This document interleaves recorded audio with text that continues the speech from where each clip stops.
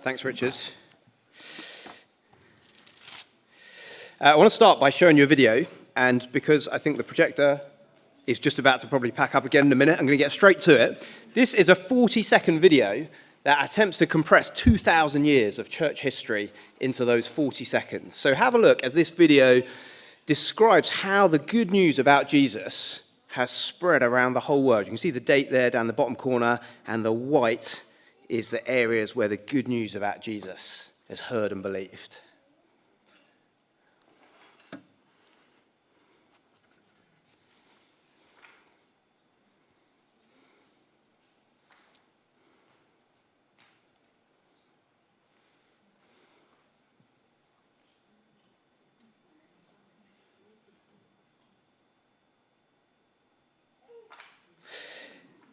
The question we're going to be thinking a bit about together today is, how exactly did that happen? How did a handful of Jesus followers in 33 AD in Jerusalem come to be a worldwide movement of millions in every corner of the world today in 2023? How did the good news of Jesus spread so rapidly back in the early years, and how does it continue to spread today, here in Bristol and other places where the gospel is still continuing to go out to the ends of the earth? How did that happen? How does that happen? And how can we, each of us, play our part in making that happen? Those are the questions we're going to be thinking a bit about today. And we're going to do it by digging into that passage that Rich has just read for us, Acts chapter 18, to find some answers to those questions. And as we do that, if you've got one of these, you may want to use your pipe cleaner to help you think a little bit about what Acts 18 is showing us. And as long as you've got the screen working, I'll put some points up on the screen, and alongside those points, you'll see a picture of something you might want to have a go at trying to make with your pipe cleaner. You might need to, for some of them, recruit a few people around you and borrow a few pipe cleaners, and try and make something that will hopefully help you remember and think a little bit about what we're seeing in Acts chapter 18. So last week, just before we get to that though, just to kind of reorientate ourselves where we are, as Nick mentioned earlier, last week we kind of jumped back into, after a bit of a break, the book of Acts. And in this part of Acts, we're joining Paul and some of his friends in the middle of this amazing kind of road trip they're doing all around the Mediterranean. Here's a picture of where they went. And here's Paul. I think Paul's going to appear just down to one side there. If you can click on, Richard, to the next one. Has it gone? Oh, I can see it here. You can't see it there. Oh, right. Okay, I see. Thought what I was seeing there is what you were seeing. Okay, give it about 30 seconds, I think, and the screen should be back on. But we're going to see a map of where Paul went. And he travelled all around, him and a group of friends travelled all around these cities, all around the Mediterranean. And last week, we saw they ended up in Acts chapter 17 in Athens. And this week, we're going to find Paul just the kind of next city along in a place called Corinth, which is in the country we now call Greece. And when we get our screen back on in a minute, we're going to see a little video which gives us, hopefully help us to have a bit of an appreciation, gives us a bit of a sense of something like what Corinth would have been like in Paul's day. Are we there? So if you just click on, we'll skip Paul doing his quite...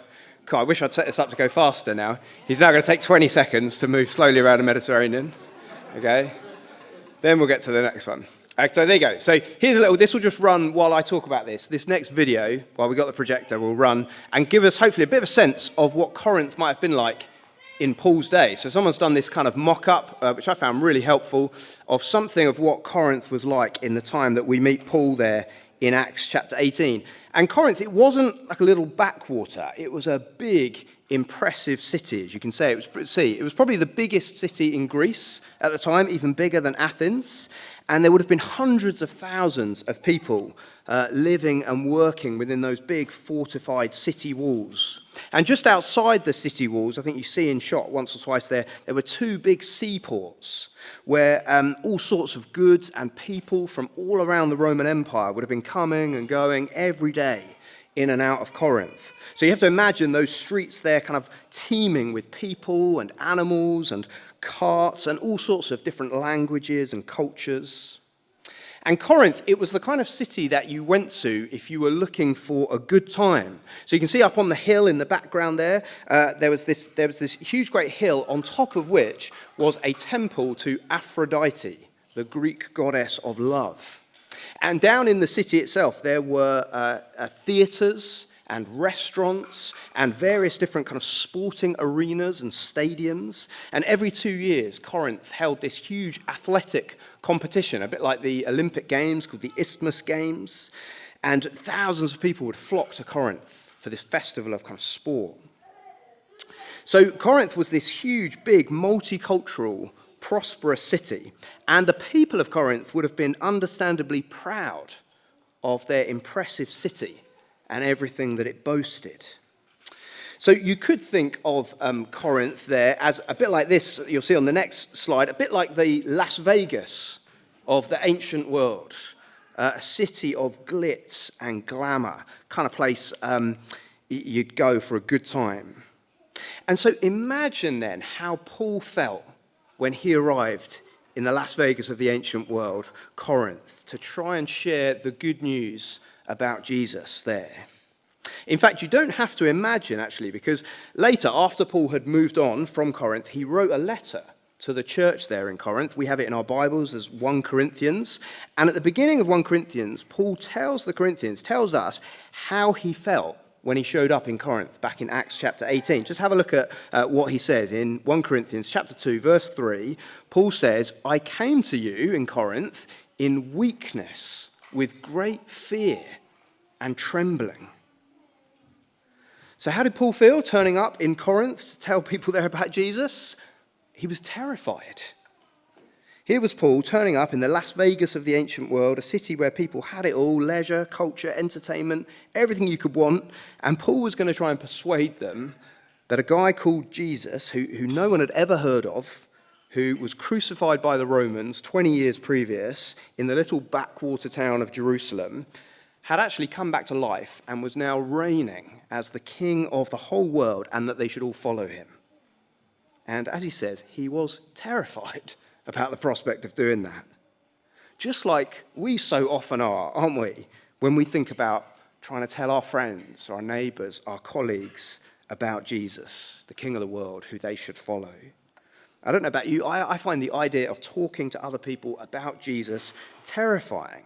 I get scared that people will laugh at me, won't want to know, won't want to listen, and they won't like me if I mention Jesus. And you know, the Bible shows us that is completely normal. Paul felt that way too.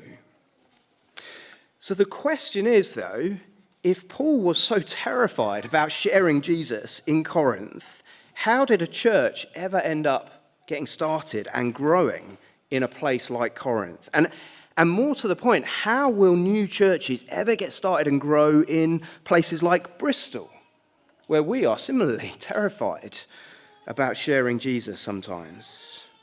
And I want to think together about three things that I think Acts chapter 18 shows us about how that happened back in Corinth and how it has continued to happen and can continue to happen today in Bristol.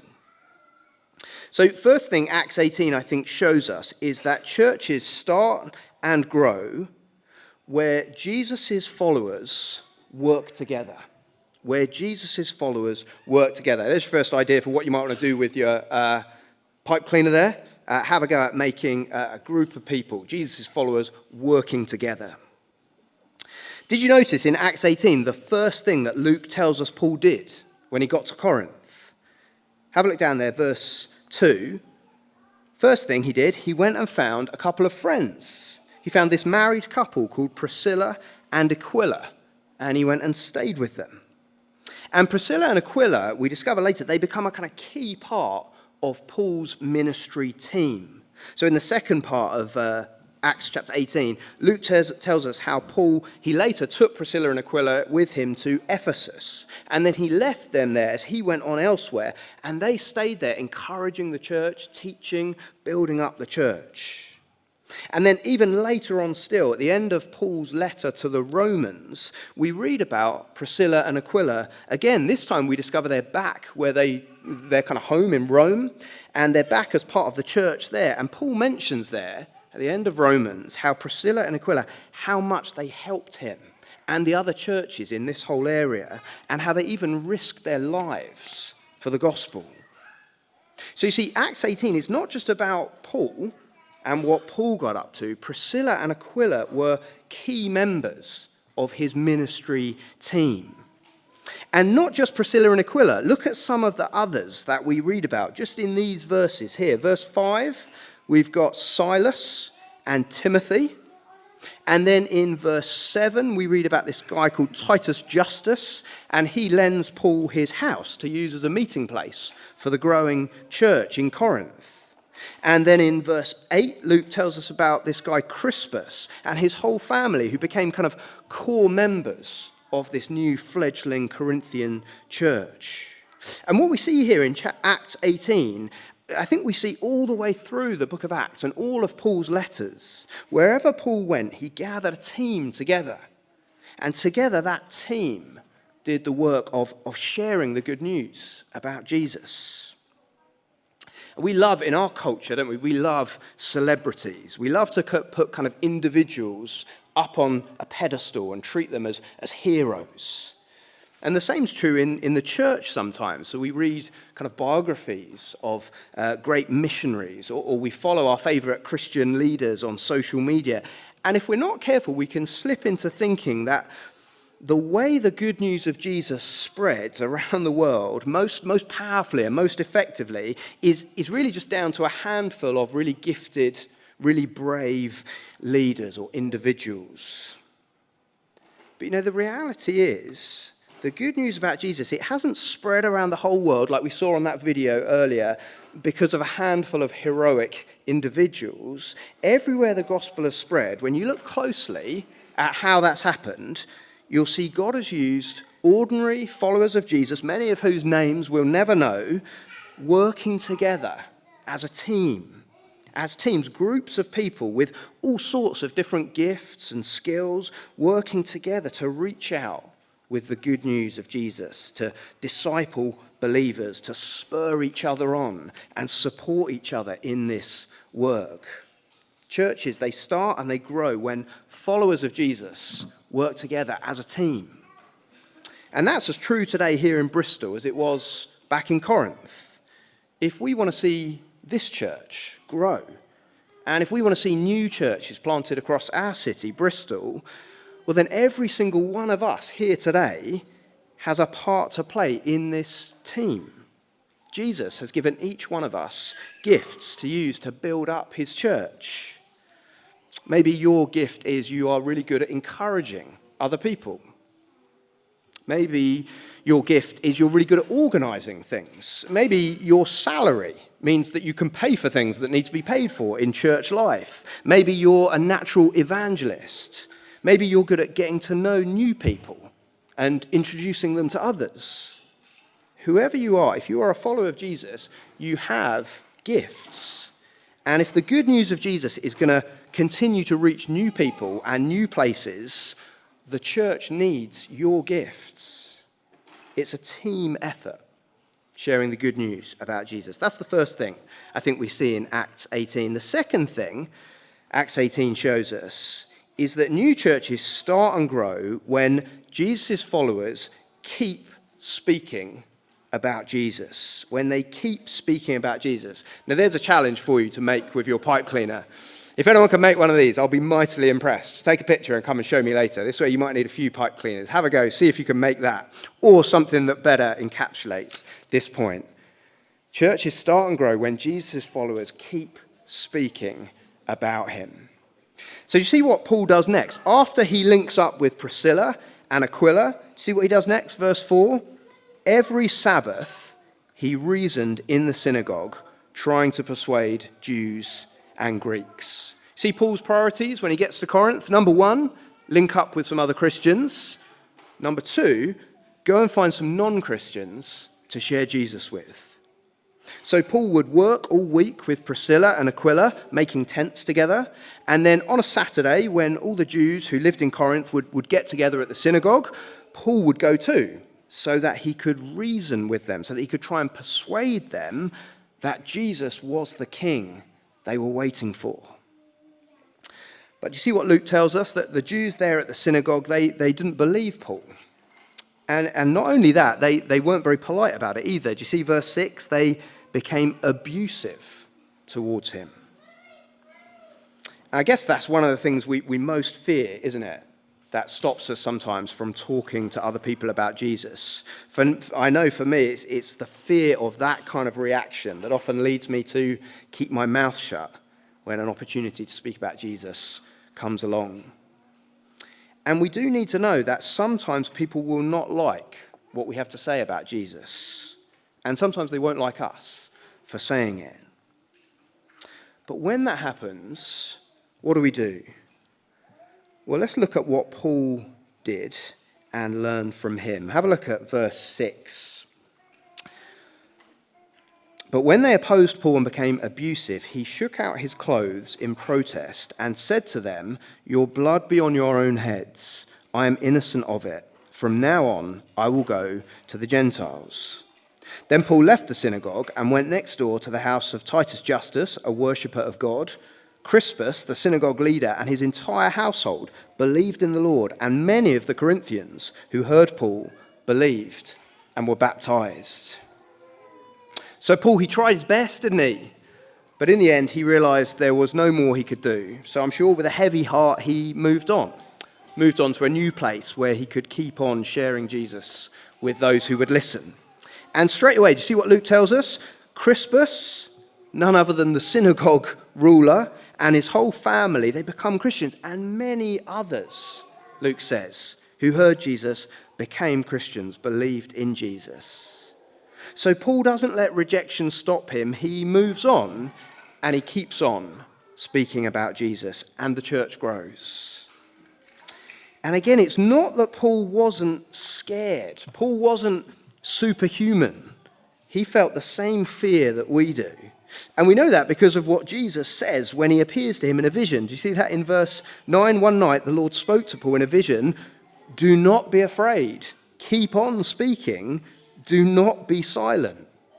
So Jesus says to Paul, don't be scared and don't be silent, because that was the danger for Paul, wasn't it? Just like it is for us to let fear get the better of us and to stay silent. And Jesus reminds him, "I'm with you. Keep going. Keep speaking about me." And so strengthened by that reminder, Paul, he goes on speaking about Jesus for another 1.5 years in Corinth. See, Paul knew, didn't he, that if the people of Corinth were going to hear and believe the good news about Jesus, well, then he and the rest of his team needed to stick around and stick with the job that God had given them, speaking about Jesus to anyone who would listen, wherever and whenever they could.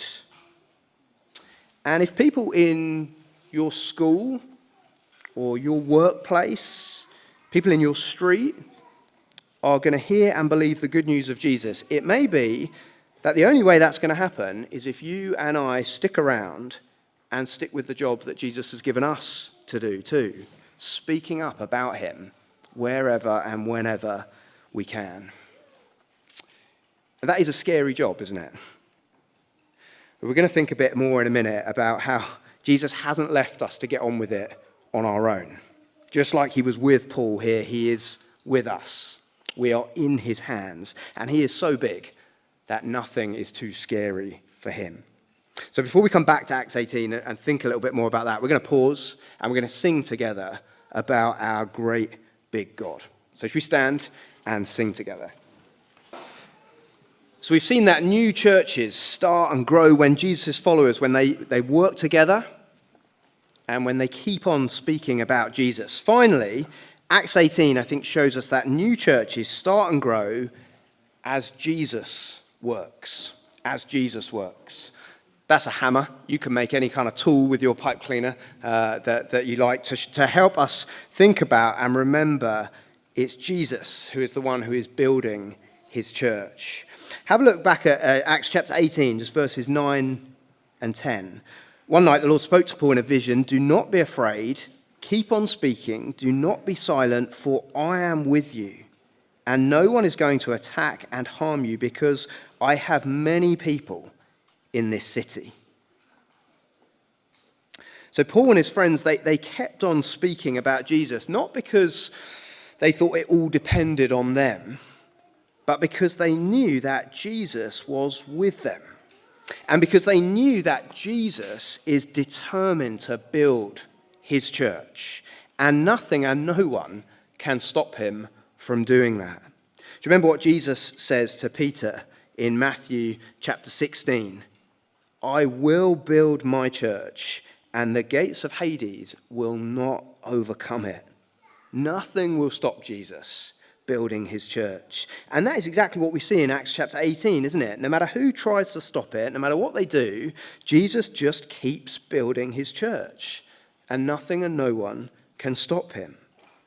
And for Paul, it must have been a huge encouragement, mustn't it, to have Jesus appear to him in a vision and personally remind him of that fact.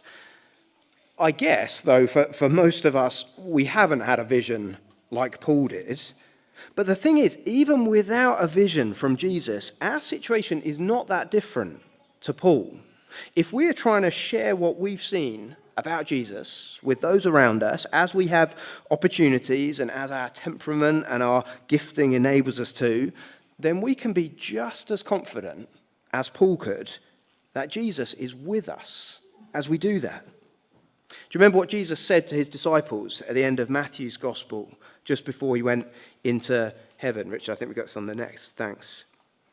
All authority, Jesus said, in heaven and on earth has been given to me. Therefore, go and make disciples of all nations, baptizing them in the name of the Father and of the Son and of the Holy Spirit, and teaching them to obey everything I've commanded you. And surely I am with you. I'm with you always to the very end of the age. So as we pray for and as we take opportunities to share something of Jesus with our friends at school or people in the gym or people in the office, we may be the only Christian there and we may feel very alone, but we're not. By his Spirit, Jesus is right there with us, and he is the one who builds and is building his church, and nothing and no one can stop him. And even though we don't know how people are going to respond when we share the good news about Jesus, here's the great thing: Jesus does. It's completely in his control. Do you see what he says to Paul in verse 10? I have many people in this city. Strange thing to say, isn't it? Because there were no other Christians really in Corinth. But Jesus says Corinth was actually full of people who, though they hadn't yet heard the good news about Jesus, they were just waiting for someone to tell them, and then they would believe. And again, we may not have had a vision like Paul did, but the history of the spread of the gospel around the whole world shows us that what was true back then in Corinth has been true everywhere and in every time. Jesus always has people just waiting to hear and believe the good news about him. Isn't that an exciting thought, that in Bristol, maybe in your street, maybe in your school, maybe in your workplace, some of them are, there are people, we don't know who they are yet, they don't even know it, but they're just waiting for someone, maybe you, to tell them the good news about Jesus. And when you do, they're going to believe it and put their trust in him. They're out there. Another way we see Jesus at work building his church here in Acts chapter 18 is through his promise, there again in verse 10, to protect Paul. And at the end of Acts chapter 18, we see that protection that Jesus promises work itself out in a kind of surprising way. We haven't got time to kind of go into it in detail, but basically some people, they take Paul to court and they accuse him of spreading an illegal religion, something that there were well-documented kind of Roman laws against at the time. So there were certain laws, certain religions that were within the law, and you're allowed to kind of practice and talk about those, and there were certain ones that were outside of it, and you weren't. There were serious punishments for breaking that law. So it's a serious accusation if Paul were found guilty of it. But did you see what happens? The proconsul, this guy Gallio, who's the kind of Roman official in charge of that whole region, he decides when he hears the accusation that what Paul is doing, speaking about Jesus, is actually within the Roman laws that existed to govern religious freedoms in his day. And the historians and the commentators, they all kind of agree that in making that decision, Gallio set a legal precedent which would then have established and protected the rights of Paul and Christians all over the Roman Empire for about the next 10 years or so to freely speak about Jesus without fear of prosecution. So you see what's going on here? Jesus promised, back in verse 10, to protect Paul, and one of the ways that he does that is through the Roman law courts. Now, if you've read on in Acts, you'll know that situation, it doesn't carry on forever, but the following chapters of Acts do show Paul absolutely making the most of that freedom to keep on speaking about Jesus wherever and whenever he can. And I think that's a huge challenge to us, isn't it? It's a huge challenge to us who in the West today enjoy a lot of freedoms, political and legal freedoms, to, like Paul did for a time, speak freely about Jesus. Just really struck me this week that is one of the ways that Jesus is now protecting us and enabling us to speak about him, the legal framework we exist within. But it's a challenge, isn't it? Because the challenge is, are we making the most of that freedom? It probably won't last forever. But while it does, are we making the most of the freedom Jesus has given us within our society, in our time, to make him known? I need to finish here. How has the good news about Jesus spread around the whole world in the last 2,000 years? How is the good news of Jesus going to continue to go out and establish and grow new churches around the world, including here in Bristol? Acts 18 shows us that it's as Jesus' people work together and use the gifts that Jesus has given them, play their part in building up the church. And it's as Jesus' people keep on speaking about him to whoever we can, wherever we can, whenever we can. And ultimately, and most importantly, it's as Jesus works, as Jesus keeps his promise to unstoppably build his church. Well, let's pray, shall we, as we close, that he would continue to do that and that he'd help us to play our part in that. Lord Jesus, we thank you that you are building your church and nothing and no one can stop you. We thank you so much that you've given us a part to play in that, and we pray that you would help us to use the gifts you've given us, to make the most of the opportunities you give us to speak about you, so that more and more people would come to know the good, saving King that you are. And we pray that for your glory's sake. Amen. And may I invite Sim to come up? We can talk to us about some of the questions that we've had on Pigeonhole. So thank you for submitting those. Well, Sim, the big one, people love the animations. Really nice. Weren't they helpful, seeing what Corinth was like? Yes. Great. I didn't make them. I just found them on YouTube. But yeah, I thought they were helpful. So I'm glad they helped you too. Yeah. Really good. Maybe I'll post the link to them if you want to have another. I watched them about 5 times this week, so I'll share them on the WhatsApp groups or something if you want to do the same. Well, God says he will build his church. On that animation where we saw the spread of Christianity, we also saw that in places it was shrinking. Yeah. And it went back. How do we link that sort of historical evidence with what Jesus was promising? Yeah. Good question. I sort of I looked at, there are a few different versions of those kind of videos online, and I guess mostly what those videos are showing is the kind of, that one was more what I wanted to see, which was kind of just a continuous spread, whereas some, I suppose, and then that showed a little bit of the shrinkage, I suppose, there reflects the idea that at times Christianity was kind of the dominant kind of religious worldview in some areas, and then it kind of it is not or didn't continue to be. So that was, I think, what the shrinkage was trying to kind of replicate there. Where that happens, I don't think that means the church I don't think has ever vanished. It has at times shrunk, but there has been a continuous spread of the gospel out from Jerusalem to the ends of the earth. But yeah, obviously we know there's been a sort of ebbing and flowing of the church of Christianity as the dominant religious worldview. So I think that's what's going on there. But I suppose it's really difficult to disentangle. There's some tricky things to disentangle there to do with like cultural Christianity versus kind of, you know, the church, which often is not really reflected in stats, like, you know, parts of the world where it's, you know, it's illegal to be a Christian or to convert to Christianity from the dominant religion of Islam, that kind of thing. It would look like the church doesn't really exist, but actually it does, often in kind of quite underground ways. And so the video didn't really kind of replicate that. I don't know if any of that's helpful. Not sure I've got a more helpful answer to that, but happy to chat more about that. That is a tricky question, that. Thank you. And Paul, as we saw in the passage, that Paul received a promise that he wouldn't be harmed.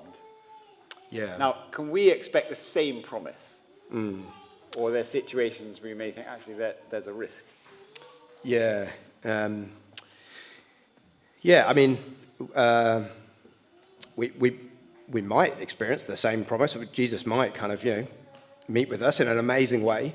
There hasn't been, I've not known anyone else to have that experience, so I wouldn't say we should expect it.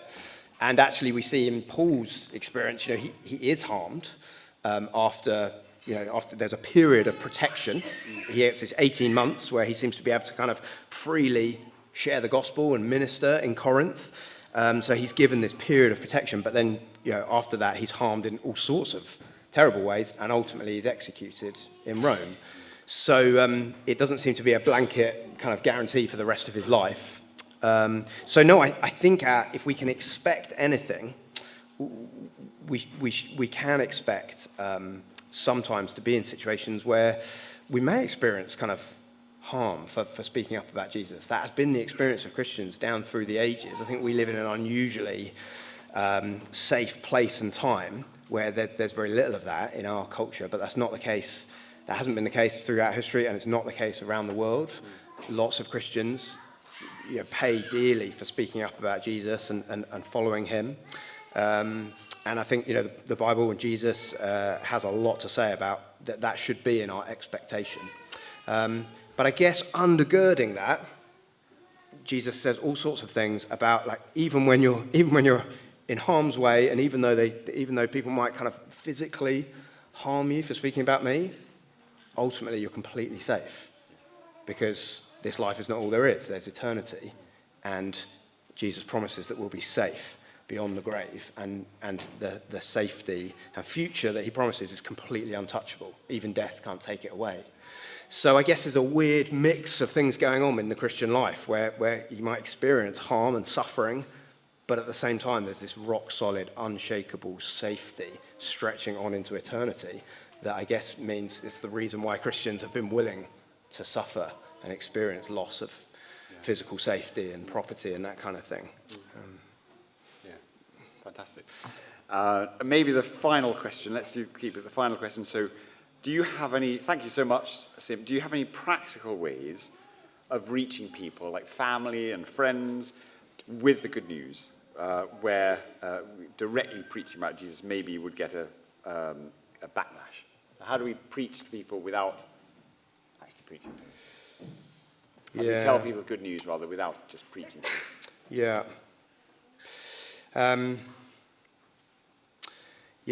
That's a huge question. I'd love to talk more about it. It would depend on so many things through the situation, but I think I'd want to sort of. This may well not be the case for you asking this question, but I think I'd want to say, have you actually spoken about Jesus first of all? Because I know my tendency is to be quite vague, talk about church maybe, talk about God maybe, but to talk about Jesus is like, it feels like you're crossing such a pain line. But actually, that's the most valuable thing to do. And so I think I'd want to challenge myself in that situation. Have you actually spoken about Jesus? But yeah, if you have done that, and that's a door that's kind of closed, then we've got to keep praying. You see this, I was just reading earlier some of the things that Paul, it's interesting, in this passage, Paul leaves the synagogue and he says, right, I'm going to the Gentiles. And it's really interesting to read some of the things he says, like in Romans, where he talks about how he's praying for his brother Jews. He's a Jew and he's praying for other Israelites. And so, we want to be, even though he's maybe not going to them in the same way and telling them about Jesus, he's praying for them. And so we can always be praying for those who, have kind of closed the door on any future conversations about Jesus. And I think not underestimating the impact of the way we live our lives. The way we live our lives can speak volumes about the choices we make, the things we prioritize, the things we don't chase after. So I think we can make sure we're living a life that in some way bears witness to the truth about Jesus. And I think this point about teamwork is quite key. Sometimes we're not able to keep having a conversation with someone who would love to about Jesus, but someone else might be able to. Yeah. So this is where kind of doing evangelism as a team and as a church family can be really helpful. So could it be that someone at church has a connection, an overlap with a friend or family member of yours, and that could be a way into them sharing Jesus that you couldn't? Sometimes with family, it's really difficult. You're too close and you need someone who's a bit further away. So think about that teamwork aspect, maybe. Pray into that a little bit, see if there's opportunities there. There's lots more. I'll probably sit down now and think of other things that would be helpful to say. So if you want to talk more about that, come and grab me afterwards. That's great. All right, Sim. Thank you very much. So, please do talk to Sim afterwards if you have any other questions.